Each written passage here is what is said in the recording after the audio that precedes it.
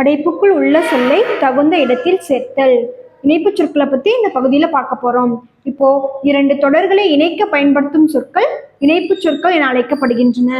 பொதுவாக இவை 2 நேர்மறையான தொடர்களையோ அல்லது 2 எதிர்மறையான தொடர்களையோ இணைக்க பயன்படும். எடுத்துக்காட்டு பாருங்க. கண்ணன் நன்றாக படித்தான், அதனால் தேர்வில் நல்ல மதிப்பெண் பெற்றான். இது நேர்மறை தொடர்.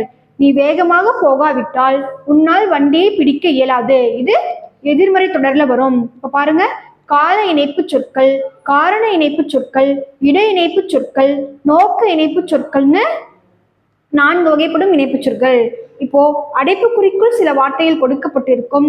அதிலிருந்து கீழே கொடுக்கப்பட்டிருக்கும் தொடர்களை சரியாக பொருந்தும் வார்த்தைகளால் நிரப்ப வேண்டும். இப்போ உதாரணம் பாருங்க.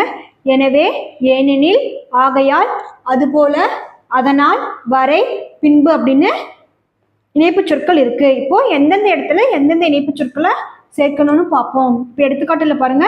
கோடை வெப்பமாக இருக்கும், ஆகவே பருத்தி ஆடை அணிவது நல்லது.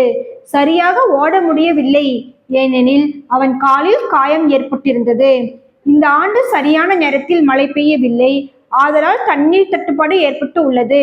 அவர் மிகவும் ஏழை, எனினும் அனைவருக்கும் முடிந்தவரை உதவுவார். மாலா எழுதி முடித்து விட்டாள், ஆனால் சாந்தி எழுதவில்லை. எனக்கு பாட மற்றும் ஆட தெரியும். என் தந்தை மிகவும் கண்டிப்பானவர், அதேபோல் அன்பானவரும் கூட.